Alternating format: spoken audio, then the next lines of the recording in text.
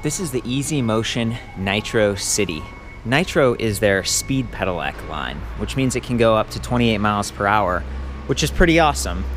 This one is a little bit different than some of the other older Nitros I've reviewed because it has the 500 watt internally geared rear motor. I believe some of them were a little bit lower when they were transitioning to the Evo line. The older Easy Motion bikes just didn't have that much power, and you had to take the battery off the bike in order to charge it. That's not the case on this one. You can charge it right on the bike, which I love because frankly, look how nice this is. It's integrated. You don't want to scratch the surface of this by taking it off, potentially dropping it, and it's pretty tight in here. Getting it off, sometimes you bump the edge of the plastic on the seat tube. This only comes in one size. I was weighing it earlier, and it's like 56 pounds. It's pretty good considering that it's got like a rear rack, it's got the plastic fenders, the chain guard, integrated lights that run right off the main battery pack. It's a neat setup. Some of the other Easy Motion bikes with lights have a dynamo. This one does not do that. It's all wired into the battery. This one also has a twist throttle, which for a speed pedelec is going to become rare. Class 3 electric bikes that can go at higher speeds, I don't think they're allowed to have throttles in California, and since that kind of leads the way with the rest of the country, this is kind of like a special and unique electric bike. Other things that make it cool is just how integrated it is, how nice it looks with the battery, and the motor's painted black with the spokes and everything matches. It looks really nice. It uses a TMM4 torque sensor, which is responsive and fluid, but sometimes it delays when you stop pedaling or when you hit those brakes. It just doesn't cut out quite as immediately or as abruptly as like a cadence sensor. The Easy Motion line is made by BH. They've been around since like 1909. They make exercise equipment. I'm in their warehouse in Southern California.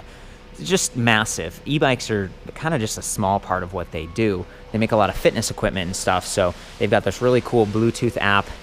And in order to use it, you have to remove this display and put in a little module, so you lose the display element. I'm not a huge fan of that trade-off, but it's cool that they've got it, and you can sync the bike up to your heart rate. You could sync it up to sort of the distance that you want to go, and it'll modulate the speed and everything that the power that you're getting, so that you don't run out of battery before you get there.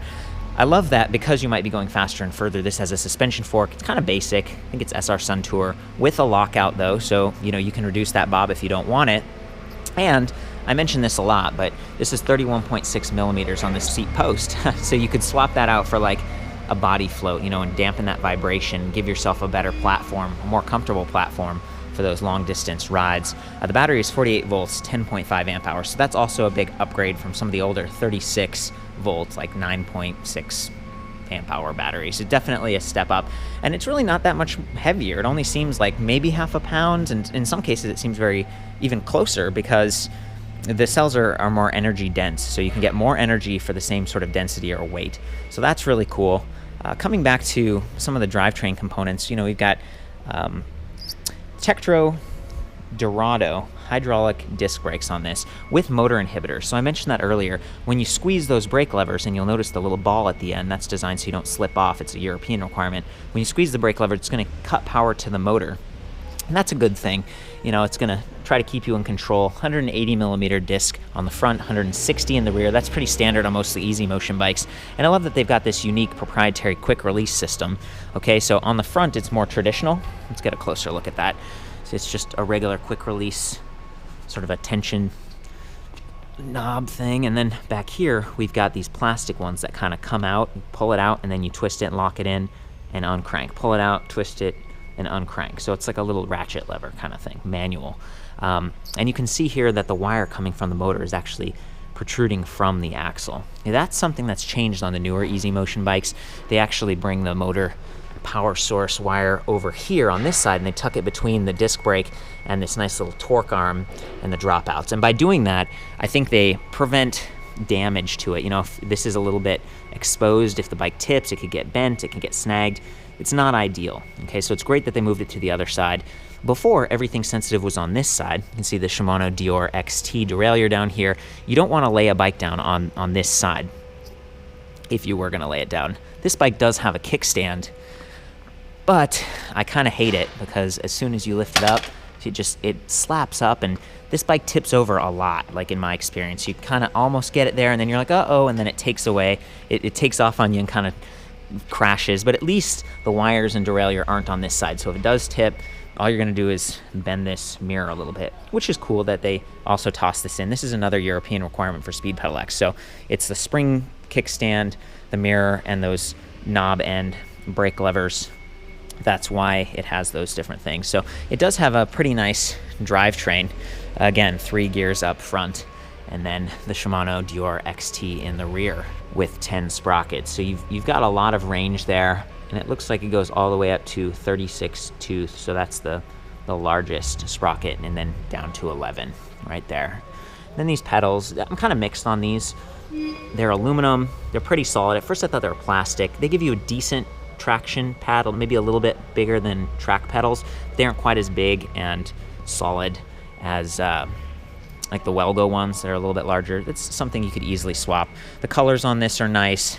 The angled top tube is cool because it brings the standover height down. And then also just getting a Celi Royale gel saddle, that's gonna help, you know, if you don't go the way of like a seat post suspension. That's pretty solid. And the rear rack, 25 kilogram max weight on this, which is about 55 pounds.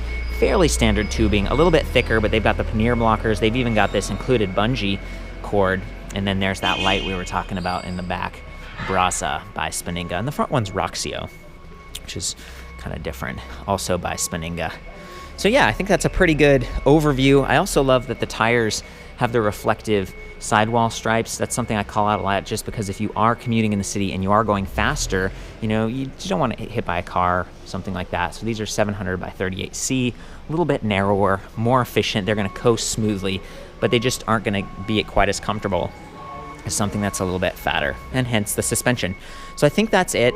I did this review inside because it's raining a lot outside. I'm going to go ahead and put the camera on the bike and pedal it around and get some shots. Okay, so I'm all set, got the display set up, and I'm all the way up to 100% assist. I'm at the Easy Motion headquarters, as I mentioned before, and they've got this huge loading dock in the back with a big flat piece of tarmac. This is perfect for accelerating and testing that high-speed operation we were talking about. So I'm going to go ahead and shift up initially, and that's one of the other benefits about having like a little hub motor down there versus maybe a mid-drive or something. It really doesn't matter what gear I'm in. As I'm shifting, there's not going to be mashing or anything like that. It's going to be pretty zippy all the time, including with the twist throttle. So actually, I might start out with that. The only complaint is I have to arrow all the way down to 0 assist. There's no throttle override. That's always been kind of a bummer for me in terms of what Easy Motion offers. A lot of other systems out there will let you do both, but then of course there are those moments where you forget that you have pedal assist on and it kind of surprises you, or you bump the throttle and the bike takes off. So by separating the two, I mean, I understand what they went for. I'm definitely appreciating the fenders because it is wet and just got done raining. Okay, so here we go. Swap over and give that throttle a boost. Pretty quickly, heading up to like, oh, interesting. So they had the throttle cut out around 11, 12 miles per hour on this one. Yeah, looks like at about 12 miles per hour it cuts out.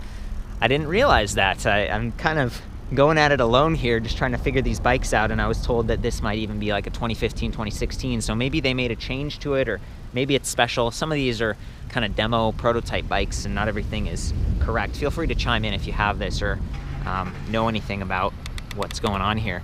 I'll go ahead and shift it into pedal assist mode now. There we go, that's what I'm talking about. Pretty quickly get outpaced because I'm in the third ring. So we hit 20, and this is where it's nice to be able to shift over here, get up to that larger ring in the front, and now I can go even faster.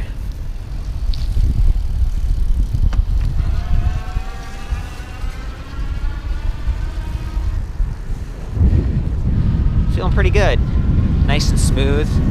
There's that delay I was talking about with the motor cut off. As I stop pedaling, it still kind of surges for a little while just to keep it smooth.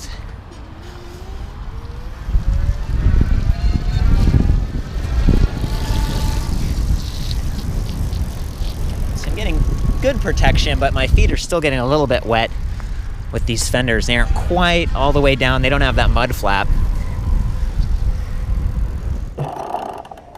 We're in the highest level of assist. I'm just going to go ahead and take off and accelerate.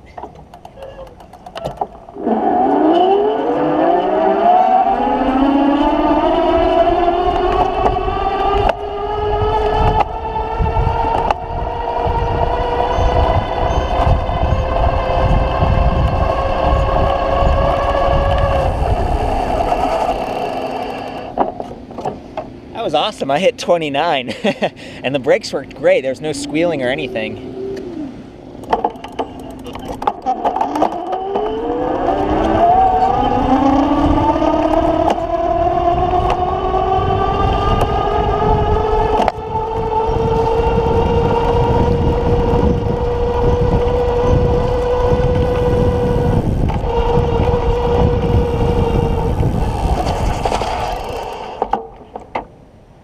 So I'm inside charging. I thought this would be the perfect time to go through the display panel. It's the same for all of the Easy Motion bikes that use kind of the proprietary downtube and hub motor design, not the Bosch bikes, and this is only for 2014, 2015, 2016.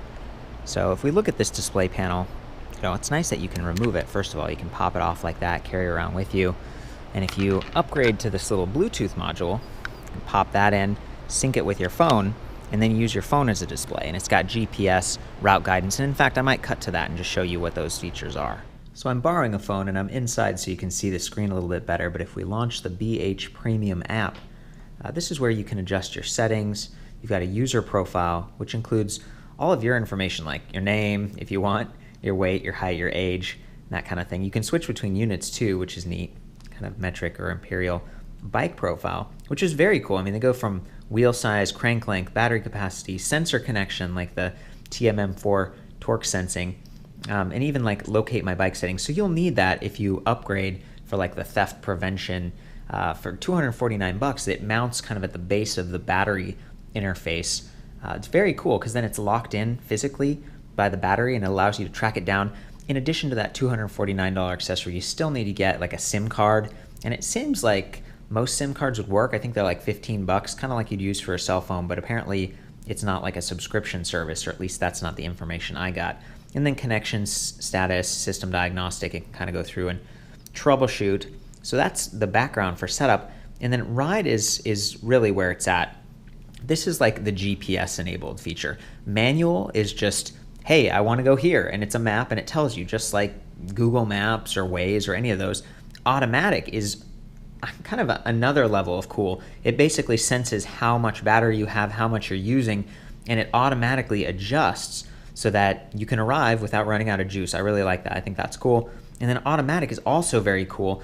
BH, it's this company that's been around since 1909, and they make a lot of fitness equipment. It's not just bicycles or electric bikes. And one of the areas that they also would do a lot of products in is exercise equipment, and some of those have heart rate monitors and different sensors and stuff. So they've integrated that really well here, where you can say, hey, I don't want to exceed 155 or 140 or whatever beats per minute. Automatically give me power when I need it. So it's like you're getting exercise, but you're not exhausting yourself. You can go out there and ride it just like it's an exercise bike, but in the real world. I think that's pretty fantastic. I think Polaris and Falco have done similar things in the past, but BH, I think that they've really mastered it with some of their exercise equipment. So to see it on this app here is just very cool. And then this is what the map looks like. You can kind of tap and do a starting point and then an ending point and change the resistance level and everything. It's a sweet app, if you take a little bit of time to dig into it, and if you get that $149 accessory. The only complaint I have on that, again, is just that then you don't really have a display. Like, this kind of becomes your display. And I feel like, I don't know, I wouldn't always want this there. There's no USB port to plug in, so your phone is going to be connected via Bluetooth. And by the way, it seems like it's Ant Plus compatible with the whole heart rate thing. But this is there now. It's a little bit big. Maybe I just want to glance over and see how fast I'm going. And what I'm looking at here might be like the GPS map thing. So I don't know. Maybe there's some refinement that could happen, but it's cool to see them introducing an app like this. Okay, so we're back at the normal display right here. I love that it comes with a little pouch, kind of keeps it from getting scuffed up. As you can see, this one might have been put face down on a table, and it's a little bit gnarly, but working pretty well. If we hold the power button, it does take a little bit longer, so just keep holding it, be patient. Kind of boots up and gives us some information about the bike. The first thing you see here is speed in miles per hour. And then over here, we've got total, distance, time, and top speed. So that's like all-time top speed, 11 miles per hour, awesome. And then we've got just this trip. So this trip, how far have we gone? How long have we been riding? And then what's our top speed. And then there's this other setting here. It's like M to go. I feel like that's a range thing, but I haven't quite figured it out. Down here we can see a battery level indicator. 3 out of 5 bars right now, about 55%. I like that they include the percentage as well. It's just a little bit more precise.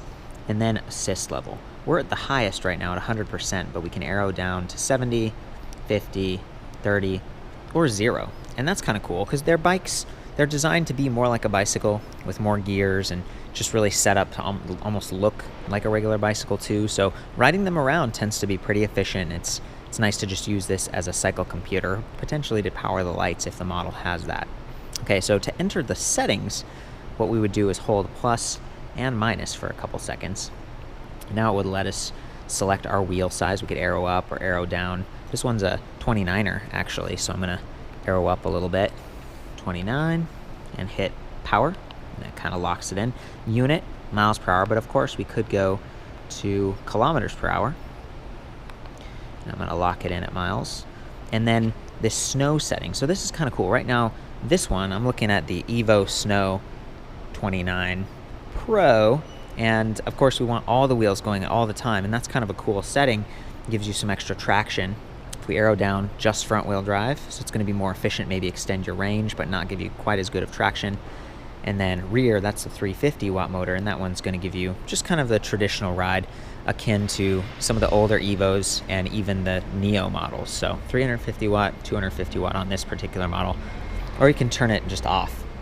And this, I think this just defaults to rear wheel drive. So I think that's a little bit redundant with rear and off, seeming to do the same things, but regardless, that's what that does. So we'll lock it in, and then we can select the battery size. So it's funny, sometimes on these demo bikes, I've been seeing that says 8.7 amp hours. Sometimes it's a little bit less. You can actually find that written right on the battery pack. So if we come back over to this one that's not on the bike, and we flip it around like this, we can see that it says 48 volts, 8.7 amp hours down here. So that's the amp hours. So we'd go back to the display and lock it in at 8.7. And now we're back to wheel size. So once you've done that, you're all set and you're like, yep, I don't want to change anything. I'm ready to kind of lock it. Hold the power button again for quite a while. And that had me concerned. I thought it was going to shut the thing off, but it doesn't. It just sort of leaves that menu. And now we're back at the main display. Oh, and this is backlit, so if you hold down, see how it comes to life like that, and you get the little icon right there? That would also activate our lights if we were riding something like this over here. Got the Evo City. It's got the built-in lights. So that's pretty nice. Nice little extra feature. So this is the Easy Motion Evo charger. Works for any of the bikes. It's 2 amp output, which is kind of standard. I like that you can unplug the wall side if you want to, just to make it a little bit cleaner if you're packing it in your backpack, that kind of thing. It gives you a little bit of extra length as well. You can see if we follow this all the way down here, we've got the end connected that plugs right into the battery pack. So this is cool for if it's a really cold or really hot day and you want to bring the battery inside, or maybe you're charging at work. So you bring that inside, you plug it in with the charger and top it off. Really love that they've got an LED indicator on it so you can tell how full it is in case you haven't ridden for a while and might slowly drop over time. But then if you want to, you can charge the battery right on the bike. And that's what I tend to do. I'll leave my bike, in my room. I don't tend to park it outside just because it's a little bit more sensitive with all the different components and it's kind of a high value product. So in order to do that, you disconnect the little dongle, just try not to lose that. And now this end, you can go ahead and plug directly into the bike right there on the chainstay on the left hand side. But in order to get it in, you kind of have to push it in, line it up right, and then there's this little wings on the side and you've got to tighten it down kind of like half a turn, and it kind of locks it into place. So it's cool because it feels solid once it's in. However, what I've noticed about these bikes is that if you push it back, like maybe you're trying to get it out of the way, you push it back, the crank arms kind of slowly go back, and that's what you don't want to do because it's going to break it off because it's really connected well. Same thing with the keys. A lot of the keys kind of fold and they stay mostly out of the way, but it just seems like there's a lot here that could get damaged with those crank arms. Even the kickstands, a couple times, you can see this one has some abrasions on the side of it. That's because people were moving the bikes around like this, backing it up. You can see that crank arm coming down, and then right there. You know, so it stops the bike, but it's also potentially enough force if you really pushed it to kind of bend or break that off. So you just want to be conscious both when you're charging this about not losing that, and then also about not breaking off the key, the charging port, or the kickstand. Another really cool option that they're selling now is this neoprene sleeve. It's almost like a wetsuit material, and it's designed to keep the battery a little bit warmer, or at least protect it from the cold. So they say anytime it's below 60 degrees outside, this is going to help extend your range potentially by up to 30% just by keeping the battery a little bit warmer. And I feel like there's some caveats there. I mean, it must be like if the battery was stored inside and it's already warm, if the whole bike was stored inside and it's already warm. If you leave this in your garage and the bike is super cold overnight, like that's kind of hard on the cells, and it's already going to be cold. I don't feel like this is it's going to just insulate the cold. So I would try to keep that at sort of a neutral, cool, dry location, and then potentially get yourself one of these. It's 35 bucks, and it's just got a zipper on it, so I'll go ahead and try to mount that real quick.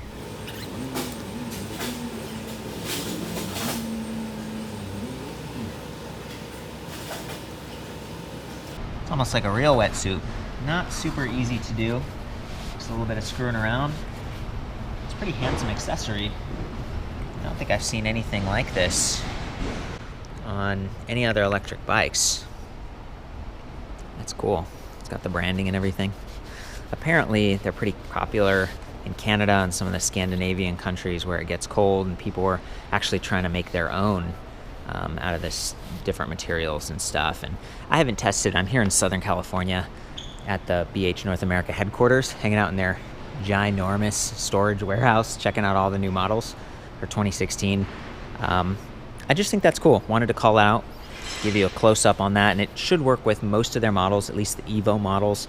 It's not going to work with the Easy Go models because they have the little pouch-style backpack, nor will it work with the Bosch system because, as you can see, it's sort of an externally mounted battery pack. But yeah, for the other ones, that's what it looks like.